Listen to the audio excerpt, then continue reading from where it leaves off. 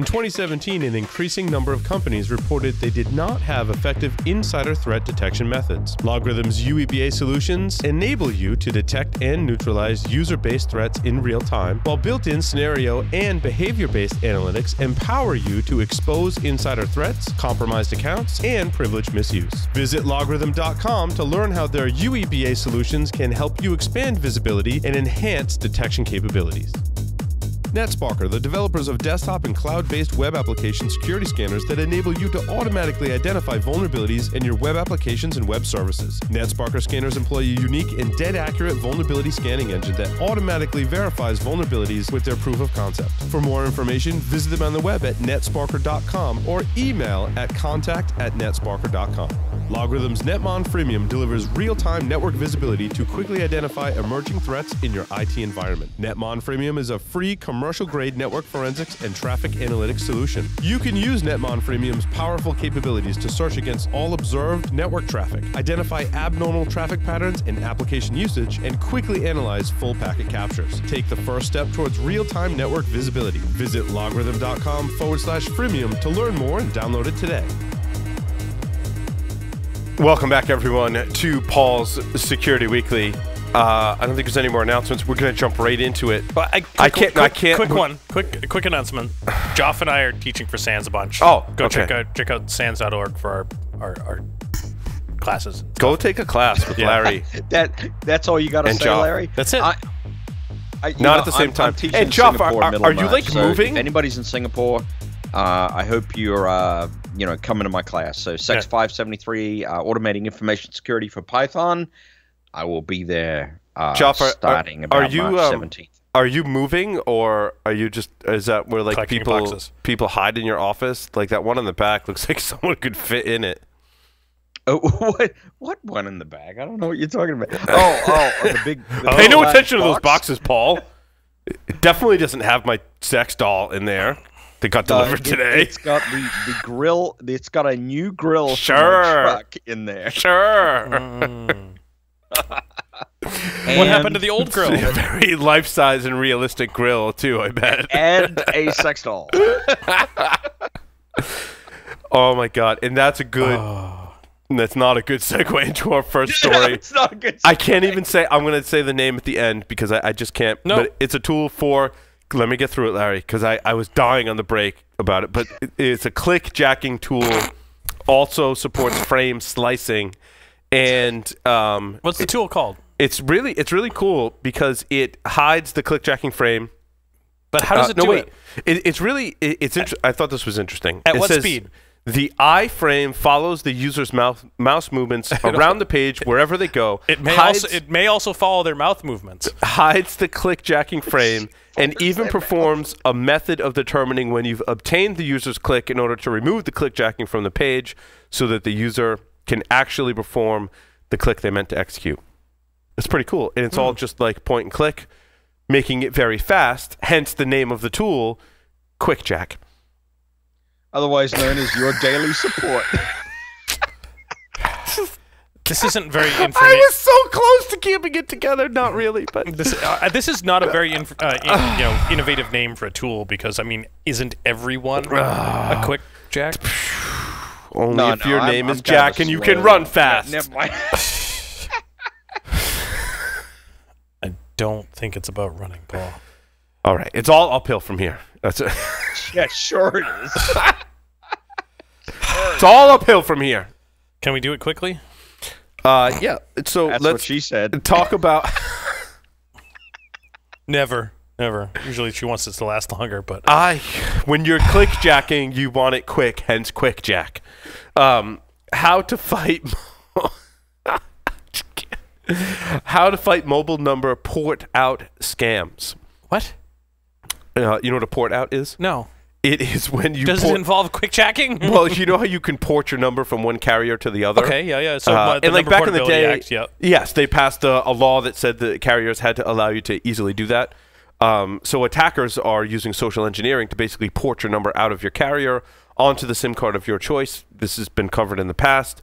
And basically use that to pwn your life, essentially, gain access to your second factor authentication, which is why it's bad to use SMS two-factor authentication. It turns out the article's not all that interesting, other than describing the attack and all of the different carriers kind of taking information on port out scams and things of that nature.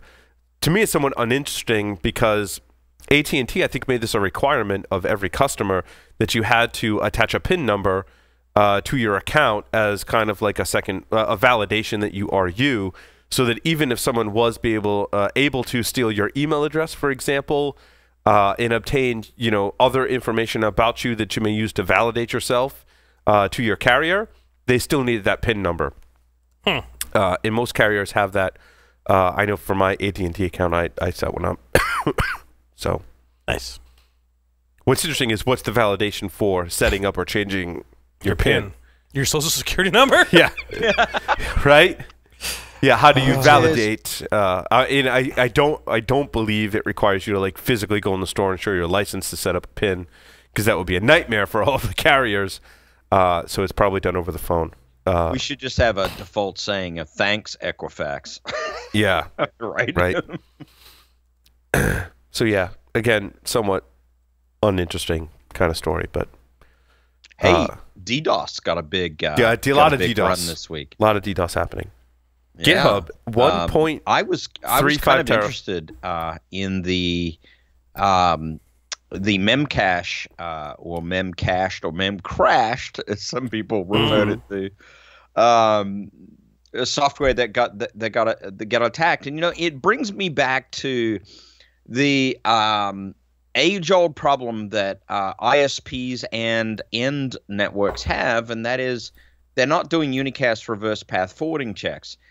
So DDoS would not be an issue if you could not spoof the source address. The fact that your traffic is routed when you spoof the source address is a huge problem, right? And this is what was happening with the memcache software, which is all right. So to back it up, memcache is software that is used to in-memory cache a lot of database lookups, so that we get increased optimization and speed across the internet. It's kind of like a CDN almost for database systems, and it's very valuable technology. But unfortunately, there's a way to send packets to memcache sites on TCP port or UDP port, by the way, 11211, using a spoofed address, and the response then turns into an amplification attack. So the advice is try to disable UDP on the source port 11211 if you're not using it. But your ISP needs to be doing reverse path forwarding checks as well in order to cut down on this denial of service potential. Yeah, that was a lesson that you probably learned, like I did working at the university, that you're like, wow, that's really important. Yeah, I mean, anybody who's worked in a university environment completely gets this. But if you haven't, and you haven't been subject to that issue of actually defending the infrastructure, then you're going to suffer, unfortunately. And as an end network, and we should spell this out. If you're a multi-homed entity on the internet, i.e., you have multiple paths out to the internet, you are actually using BGP in the way it was fashioned to be used, then doing reverse path forwarding checks becomes more difficult. But if you are single-homed on the internet and you are not filtering packets which have a source address not belonging to yourself, then you're doing the world a disservice, because you can stop denial of service attacks by putting in appropriate source address filtering, and it's not too difficult to do. I want to transition to the story about Trustico. I also want to disclose before we talk about the story that although their ads are not running it, DigiCert is actually a sponsor of Paul Security, of this show, Paul Security Weekly. Yep. It was the division of Symantec that did the CA certificate authority. Certificate authority. and it was sold essentially to DigiCert. Mm-hmm. Now, the DigiCert has released an official statement that I obtained right from the source today, actually, to say like what's the official statement. And this was brought to my attention on Twitter. I did a little bit of reading about it, but basically, to kind of set the stage for the story and the discussion, Trustico was a certificate provider, and you could also like host your website there, kind of place. So they were a reseller for the Symantec stuff, and apparently for a lot of other certificate authorities as well. Yep. So Trustico allegedly suffered a breach, but the statement is Trustico requested revocation of their Symantec, GeoTrust, Thought, and Rapid SSL certificates, claiming the certificates were compromised. And I will argue that they requested revocation on behalf of their clients who hadn't requested it.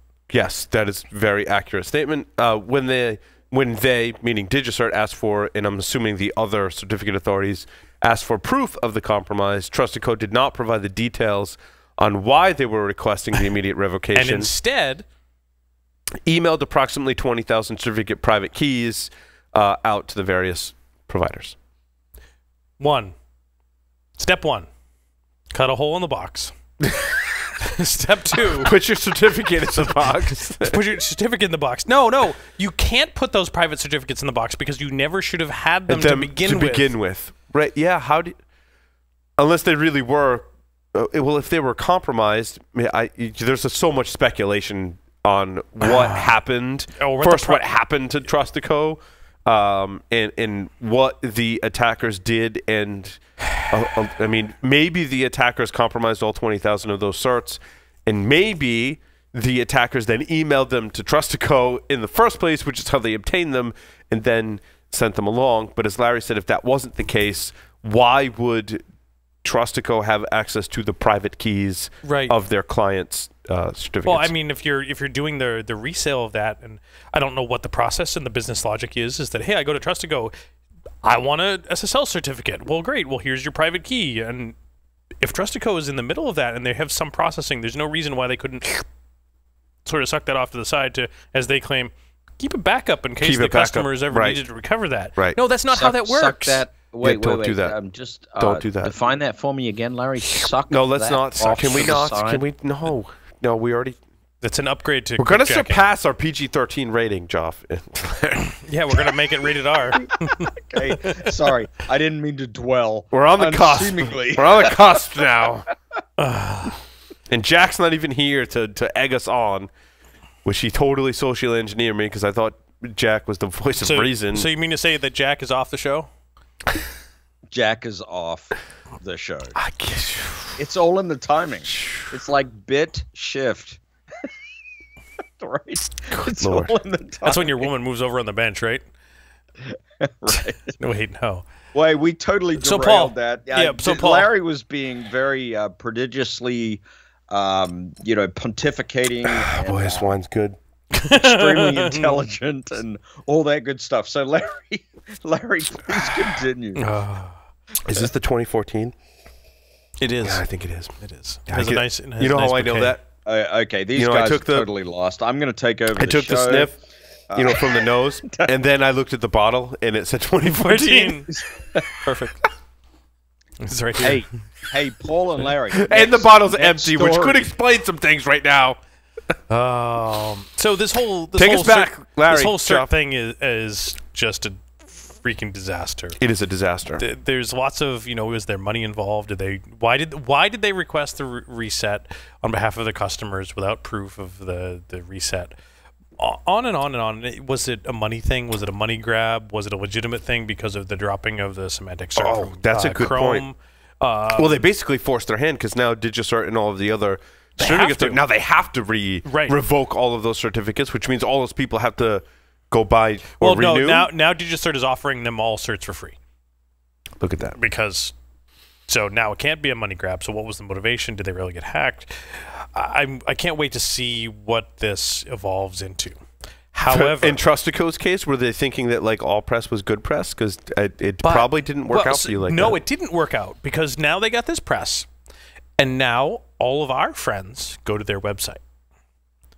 And there is a page on Trustico's website that I linked to in the show notes. Where is it? It was the one that is the also more findings, a Twitter stream that was entitled "What the Actual F."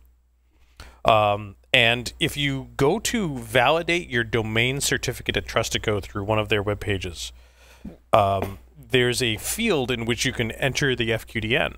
And if you do $curl HTTPS : a domain backtick a Linux command backtick and close the parentheses, it executes said command on the system as root. Oh, sweet. See, command injection. And even better, what happens is that it takes that output and it sends that to that domain. So if you say own securityweekly.com, you put securityweekly.com for the domain and then the command, and it ends up in the logs for accessing the site with the output of that command, including the ability to access something like Etsy Shadow. Good Lord. Kind of explains how that. Well, now the theory is they probably were hacked. So the answer was, don't run that command, because now it also has service 503 unavailable, and the command that someone should have passed to that was sudo rm-rf /* -no-preserve-root. Oops. Service 503 unavailable. Yeah. What other stories you got, Larry? Oh, God. Isn't it bad enough? Better Cap 2.0 is out. Oh, yeah. You know what? I like what those guys have been doing. I gotta be honest that I actually contributed early on and didn't actually contribute much more afterwards. But Evil Socket I do appreciate what those guys have been doing. Evil Socket might be one of those folks to get on the show to come talk about Better Cap 2.0 in fairly short order. But so Better Cap is the EtherCap next generation, so to speak, and they just released a massive update in their 2.0 variety. So some fun stuff. My particular interest when shown about Better Cap 2.0 is that it allows the ability for interaction with the man-in-the-middle framework to do both Wi-Fi and Bluetooth Low Energy. Nice. Yeah, sweet. I mean, to be honest, EtherCap was broken at the time, and I'm glad those guys picked it up and moved the ball forward because it needed to be done. That's all I got to say. Hey, now we're drinking the rye whiskey, also sent to us by Rick Olesic and Rich Waltuck from. They're our booze sponsor for this evening from Kryptonite NXT. Thanks, guys. This rye is awesome. Wow. Right. And That's again, not the one I have. It wasn't open, and I wasn't sure. So, try that, dude. Sorry, we're doing a show. Just Joff, carry the show for a moment. Okay. So the next story that we're going to talk about is how I don't know. I'm just thinking about it. No, this one is good actually. The GDPR impacts. Oh gosh, yes, pretty significant. Significant. Yeah. So it will be significant. I hadn't looked a ton into GDPR up until fairly recently, and it's amazing. A lot of companies haven't, and still haven't, which is terrifying. Because if you do business with European state members, you need to comply with GDPR. And there was a lot of confusion early on. I'm going to stop you right there, Larry, and just say that a lot of organizations thought that it was if I had a business unit in the EU, but it's not. If you have data on citizens that live in the EU, then you should be paying attention. Which is, we have we have data on the Massachusetts cybersecurity laws. Yes, in that if you have data on residents of Massachusetts, you are allegedly subject to Massachusetts data. Correct. Cybersecurity laws. I think the impacts are going to be far-reaching. They're going to be long-term on a lot of people in the industry, and it's sort of interesting to me how are we going to reconcile the idea that that the internet's flat, right? The world is flat. And so if you make some sort of data security, privacy, legal impact in your local jurisdiction, it always extends beyond that. And how we're going to actually reconcile that on a worldwide basis is going to be a really, really interesting challenge. And GDPR, I think, is putting that front and center. And moving on to the next story. Wow. Whoa. Nothing back. Okay. I don't have anything else in GDPR. Fine. I guess I talk about it on other shows enough that let's find something. The Russians hacked the Olympics and tried to blame North Korea. Not that that's any surprise to anyone. Yep, and we talked a little bit about this, and there was definitely some confirmed attacks that had been determined that happened during the opening ceremonies, and they fully expected something to get hacked during the closing ceremonies, but they weren't pointing fingers at the time. But like all good attribution, you can just say he did. It's like my kids. I'm like, so hey, did you do? And before I even finished, it's like Dean did it. I'm like, I haven't even asked the question yet. I was going to ask you who had their glass of milk today, because that's awesome. But yeah. I wasn't going to ask about who crapped on the rug. Dean did it. Yep. That's pretty much what's going on here. Yeah. And it's so obvious, like when you're a parent and your kids are blaming each other for stuff. Like it's obvious most of the time who the perpetrator is, and they just obviously that's a natural scapegoat. We're not stating the obvious, right? Yep. It's like the Russians knew they could get away with it when they announced where the Olympics would be. I think is when the Russians were like, oh, sweet, we can totally hack a bunch of stuff and just blame it on North Korea. It's awesome. Yep. Yeah. Speaking Next of story. Yeah. Speaking. Next story. That sums that up. Yep. Speaking of North Korea, I gave this one a real quick read, and I'm reading the title, and I'm like, is this complete FUD, or is this real, and should we be concerned that and Secure World Expo here as well by Bruce, and I should have asked him about this, but the question is that some folks are stating that North Korea's cyber APT, you name it, is significantly more advanced than we may have imagined, and that their malware has the ability to jump air gaps. You mean they give somebody a USB stick and tell them to go plug it in somewhere else? Yeah. I know what we have to cover this week that I forgot to add. I was just going through my errata kind of stories, which also includes a man who injected stem cells into his penis. We'll get to that one. But first, I want to cover, and I could jaws like it's just dropping. It's awesome.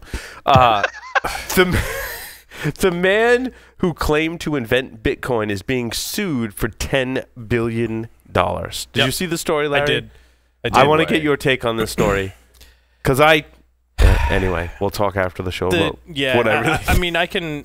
So, Craig S. Wright is being the alleged creator, amongst others, and Satoshi, one of the who was claimed to be Satoshi, that then speculation. Backtracked. We talked about that in the past. Co-creator. Yeah. With he's pretty active on Twitter now, and the article references him being in a Slack channel for Bitcoin. Yep. So a little more public than I thought he was for some time. So kind of coming out of the woodwork. Yep. So the suit is against him from the Kleiman family, who was one of the other co-creators and who had a disease and died. Yep. From what I read. Yep. He would died shortly after the rollout of Bitcoin, and that there was allegedly a whole pile of Bitcoins that now Craig is in possession of that supposedly his belonged business partner, to Dave Kleiman, and that there was some forgery of documents and very cloak and dagger and amazing story type of stuff. But one of my coworkers, Jared Frates, was very much into this whole legal scene of looking at some of the stuff, and he looked at this. And the lawyers, very big name lawyers that filed this suit, it seems just unusual, because if you actually go read the suit, it seems rushed. in that there are so many spelling and grammatical mistakes, even in the first paragraph of the court document. Interesting. As in, Palm County, Florida is misspelled as Pam County. What were they rushing? Is there some kind of time limit that they were? No, not that I'm aware of. I'm, again, not a lawyer, nor do I play one on TV. You know what I find interesting is that it's not that long ago that all this unfolded. Like, so it alleges that the pair were in communication in March 2008, meaning Kleiman and Wright. The Bitcoin white paper was published in October of 2008, and Dave told his brother Ira in 2009 that he was creating digital money with a wealthy foreign man, allegedly Craig. Right. Yep. The suit alleges that Kleiman and Wright and 2 others conducted a Bitcoin transaction on January 12, 2009, 9 days after the very first block of Bitcoin transaction data was created by Satoshi Nakamoto, the pseudonym used by Bitcoin's inventor. Yep. And I mean, that's only like roughly 10 years ago. Yeah. It's weird. But Australians really foreigners? I mean, I'm just wondering. Oh, Joff. Well, they certainly keep Portland weird, right? Really? Really? But very. The story is long. If and you're winding in another country, someone in another country is technically a foreigner. Yeah. Okay. So there's your answer to that. So Joff. yeah, there's your very nerdy technical answer to that question. The suit was filed in Florida, so if by definition of that suit, it was a foreigner. Yes, Okay. correct. Well, that's an interesting turn of events. I think the cryptocurrency world is going to go through a lot of machinations over the next few years. Yeah, it will be while very it settles out. Be very interesting to follow. From Now, it's interesting how you and I both know Craig. Yeah. Pretty well. I mean, we hung out with Craig. I've hung out with Craig. I met Craig a number of times. I've talked with Craig. I mean, the question is, I mean, should we try and get him on the show? Would he come on the show? If he could, would it be informative and useful to our listeners? Would it just be more of a publicity stunt than anything else? Well, the question is why? Why? Yeah, right. Right. What value? The- What yeah, value would that provide to? Yeah, what value would that provide to our Security Week listeners? Not sure. If you can convince us, OSINT. Yeah. How not to be revealed as Satoshi Nakamoto. Yeah. It's not OSINT, Larry. It's OSINT. well, and I think it was this story which I find interesting, and I think the story is posted to Vice, Motherboard rather. It says Motherboard reached out to Craig Wright for comment via the last place we had success reaching him at, which was a Bitcoin Slack channel. Now, how did they know it was really Craig Wright? They didn't. Look, I would love. Look, I think I'd love to have Craig Wright on the show. I think he'd be great. Yes, would it be perceived potentially as a publicity stunt? Possibly, but I think it would be an informative discussion. I mean, we can frame it as, the world has a lot of interest in cryptocurrency. The security community has a lot of interest in cryptocurrency. Let's just have an open discussion about it. What's the future? What's going to be all about? And it was very interesting when Bruce was on. He was talking about some of those things about the whole giving up your secrets and that type of stuff. And I'm like, I wonder if this whole authentication problem that we've been relying on Social Security numbers here in the U.S. for could be solved by something like blockchain. Yeah, and I'm like, oh God, I hate myself for even thinking that. But could it? Yeah, I would be interested in Craig's opinion of blockchain technology application universally. I mean, how does he think the technology is going to evolve and move into other areas? And what does he feel about that? I think it would be great to have him on for that kind of discussion. And also, I think the story is very interesting. Where they got the $10 billion. So $10 billion was based upon the hoard of pre-mined Bitcoins allegedly maintained by Craig that belonged to Mr. Kleinman. And so I wonder how much Bitcoin Craig and some of the other original people who were involved, because obviously there's some original people. Sure. I mean, we can speculate all we want. I haven't spoken to Craig about this issue at all, right? But you wonder if you were one of the original founders, let's just speculate for a moment that there are multiple founders of Bitcoin, and you're creating the initial cryptocurrency, which, because of math, right, is easier to generate in the beginning. How much, like, they generated, so the suit alleges that 1,100,111 Bitcoins were generated by Kleiman, alleged to be now, Craig Wright, to be in possession of those, which are valued at today $10 billion US dollars. Yep. It kind of makes you wonder, how much did Craig have that wasn't part of what's in that lawsuit, and how much is allocated to other founders potentially of Bitcoin? So yeah, I mean, by looking at the blockchain, because we don't know. I mean, that's the whole point of a blockchain is we don't know, right? By looking at the blockchain record, you can determine those first number of initial transactions and mining, and where they started and what blocks and so forth. But not who they are. Necessarily that's who the they, whole point. until they trade them. Yep. Which is the big one. You can't tell who Satoshi is until some of those start making it to the market, which allegedly none of them have. Interesting. So they're just but you can't use them without revealing potentially who you are? Right. Is that true? Right. I mean, it's anonymous to a point. You can still track the transactions. You potentially tie those to individuals, and we've seen some of those with some of those dark web type of things with drug transactions and so forth. It's not completely anonymous. There's ways of tracking it. But if you never spend it, it's like, hey, let's go print some $20 bills in the back room. Let's print millions of dollars of $20 bills in the back room. And if we never spend a single one, how can they be traced to us? They can't.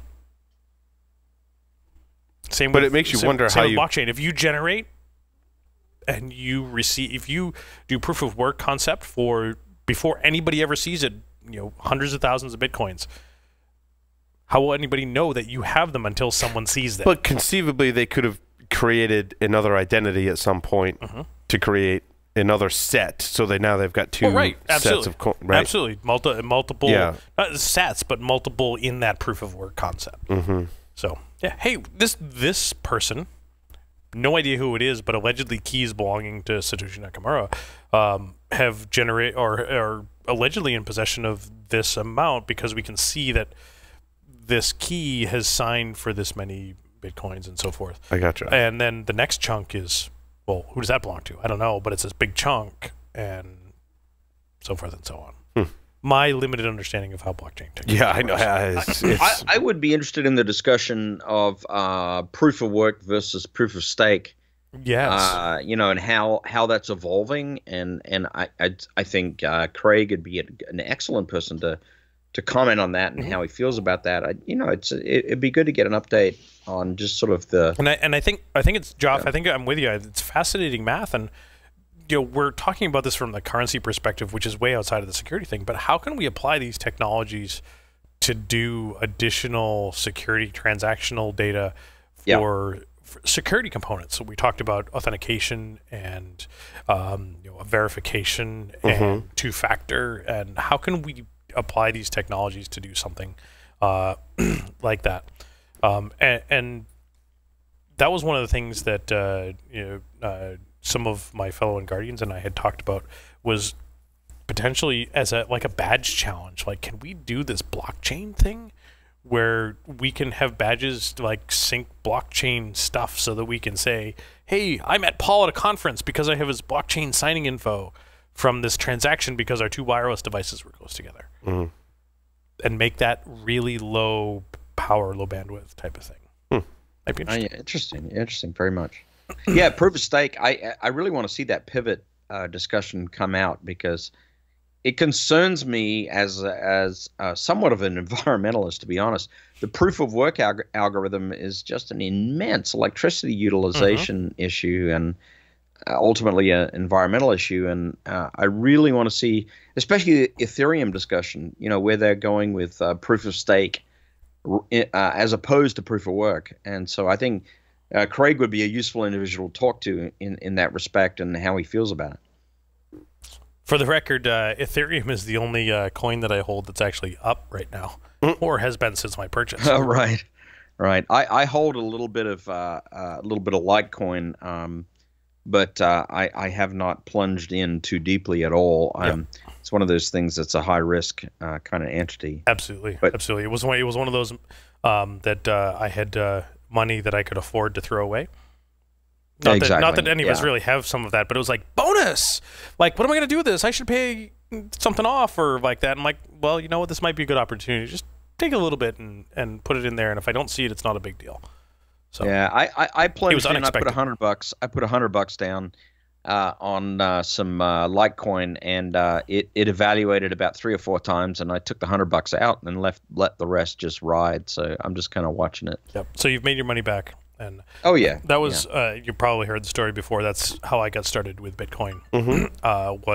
I mined a bunch of. I was going to say you mined it back in the day, right? I mined a bunch of Dogecoin, which during the 2010 Winter Olympics, if I remember correctly, they were taking donations of Dogecoin to get the Jamaican bobsled team. Yes.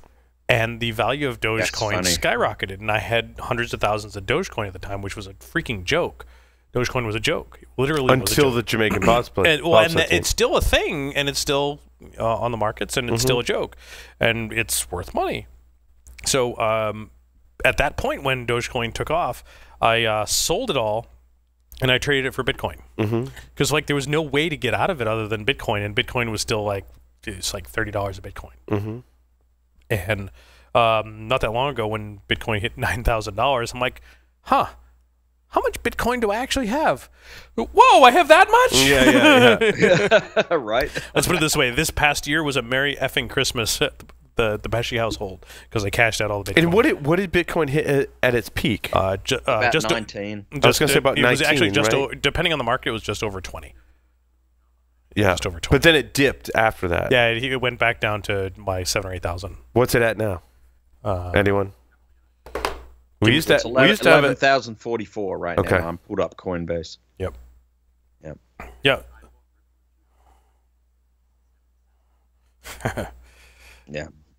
I mean, it's like, well, it's completely gambling, right? Yep. I mean, absolutely.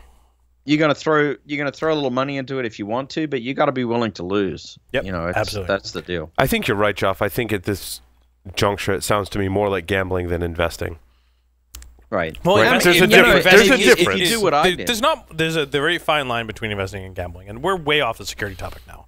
Yeah, I know. The cryptocurrency thing, it's like it comes up in all my security feeds, but it's not a hacking tool, and it's not a defensive measure that you would implement for an organization. And but so again, why I think having Craig or someone other deeply involved with blockchain and proof of work and proof of stake concept would be really interesting to come on to talk about the future of where we can apply this to security. And it's certainly reached the mainstream, as even on the radio, I hear advertisements for companies that are basically investment brokerage, not officially, but they're cryptocurrency investment where you give them money and they invest it in cryptocurrency. And are claiming like huge returns. Yeah, kind of shady to me. But. One of our local here in Rhode Island credit unions. You can actually take your cash from your credit union account and buy Bitcoin with it. Yeah, like at the credit union website. Wow. That's pretty cool. And, if we don't end up getting Craig on the show, I think G. Mark Hardy would be a good person to get on. He's a SANS instructor, SANS principal instructor, and G. Mark talks a lot about cryptocurrencies. He's very involved. He would be a good interview. And if we can get them both on at the same time, even better. I think G. Mark and Craig. Well, certainly we've had G. Mark on the show before, so he would be a much easier guest to bring on the show. Yeah, cryptocurrency. I don't think we talked cryptocurrency with G. Mark the last time he came on the show, Joe. So I think that's a great suggestion and somewhat an easier interview to obtain than Craig. Yeah. Correct. Yep. Yeah. Well, that's very interesting. Any other stories we wanted to cover tonight? Let's see here. Let's look at the buffet. The buffet. Yeah, I've got a couple stories. But, I had a ridiculous story about biohacking. Because apparently, as I read this article, Larry, yes, it segued into implantation and we've got that, and Oregon man is accused of using fake boulders for a $1 million pot shipment, something like 100 pounds of marijuana that he hid inside of fake rocks that were discovered. So it's kind of like a Trojan horse, but different. Trojan rock. There's a Trojan. I don't know. Did you get your what rocks would you call off? that? Like Mary Jane Trojan? I don't know. A Trojan pot of gold. A Trojan, something like that. MJ flavored condoms? That's something. I don't know. Wow, there's a lot of interesting stories that I have on my errata. Holy crap. But what's this one in particular about? Maybe next week we'll cover there's a vibrator that will order you pizza when you finish. Just throw it. It should be a bong that orders pizza when you finish, but no, here we go. Dude injects his junk with stem cells in hopes of making it bigger. Did it work? The writing in this article, biohacking. I just want to. It's the article is basically about biohacking, and there's actually a firm that firm. I can't believe you just I said that. can't believe I said that either. Yeah, it was firm, all right. There's a firm that apparently is notorious for conducting stem cell research, which apparently in one of their research projects left a number of people blind as a result of their study. Did it involve quickjacking? I don't know.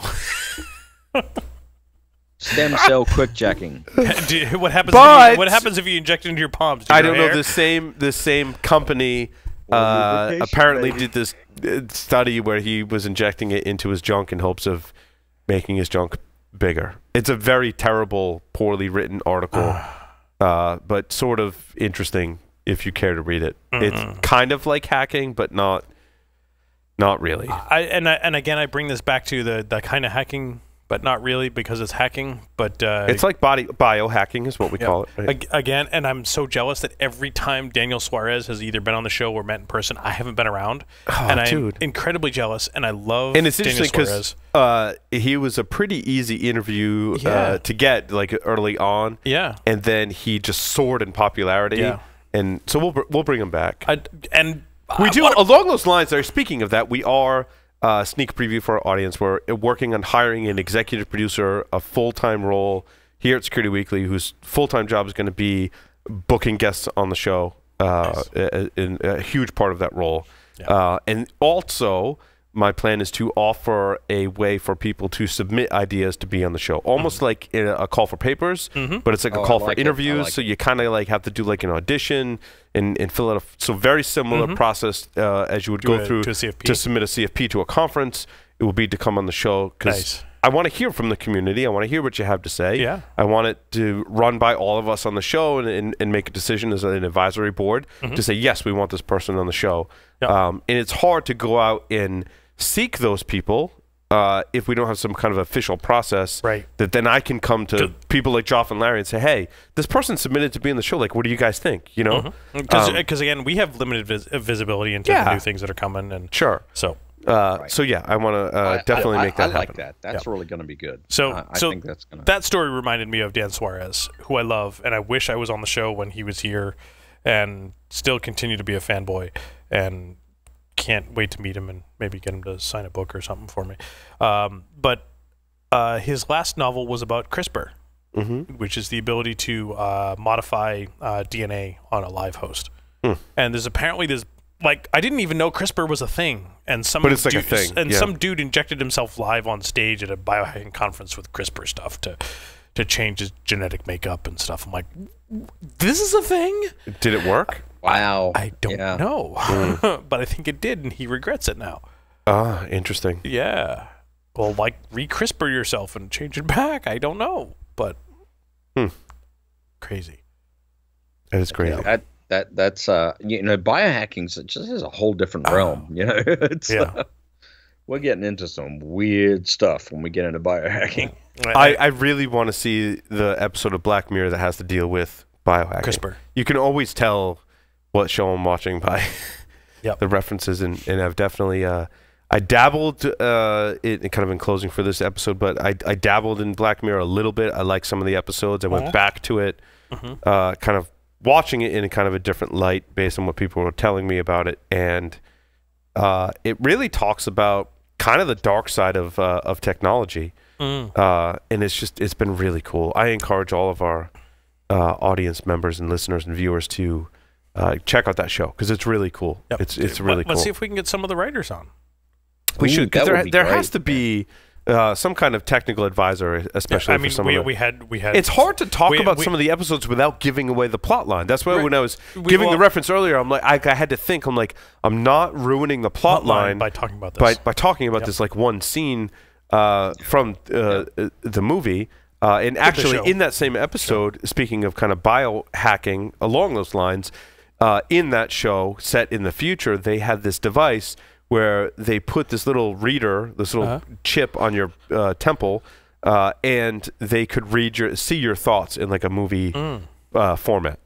And it kind of, for me, once I got finished watching the interview, brought up, as in a lot of episodes do this, as technology advances as well as social media, how does that impact privacy? Yep. And the social aspects of technology, the fact that there could be people who can read your thoughts, and maybe it's kind of like a warrant, like they have a warrant to read your like what would that? It brings some really cool stuff like that you wouldn't think. Yeah, and I hate to say this really brings it into one of my story number one that came from Bob Hillary to me. And Mike Poor was, and the way I interpreted this was a report on emerging AI risks paints a grim future. And it was very much along the lines that I gathered was that we have AI, but what happens when AI goes bad and turns evil? It's still AI, and now is perpetrating crimes like an intelligent being, but doesn't have any filter about what. How do you build a conscience and morals into... Exactly. You know what's interesting? One of the themes across several different Black Mirror episodes is the ability to take someone's conscience or brain and put that in pure digital form. I hope I didn't ruin any episodes for you. But no. That is a theme that goes across multiple episodes, which I just thought was really fat. It's like on the surface... That kind of sounds like, yeah, like that's been done before. That's really not interesting. But in the context of how they presented across multiple episodes, I found it really interesting. It was, and again, I was a skeptic too. I was watching people on social media talk about Black Mirror and how it's kind of, some people thought it was okay, some people thought it was bad, some people thought it was great. It took me a while to kind of warm up to it. So certainly we've made recommendations about movies and TV shows. That has my resounding endorsement now. Yep. And it takes a while to kind of warm up to it. Yep. And you talk about this whole thing and about the AI and how do you build all this stuff, and it turned into a very much a geeky parent pursuit the other day with our 4-year-old, in that we were playing and that it was it was weird. She had a leash on my arm and I was in jail, but I was a robot, and then she was asking me to do things. She's telling, "You're a robot. You will obey my commands," and I'm like, "No, I can't do that." She's like, "Why not?" I said, "Because of Asimov's 3 laws of robotics." I can't open the pod bay doors. I'm sorry. I just can't. Exactly, because you will die. But if you ask me to do something that will cause human harm by either action or inaction, like. And she's like, "What?" I'm like, "All right, we'll watch iRobot with Will Smith." That's like a good introduction to that. Yep. Yeah. So we had a very interesting conversation. Then the 10-year-old was like, "Daddy, what the hell are you talking about? Don't you just say beep?" I'm like, "No, no."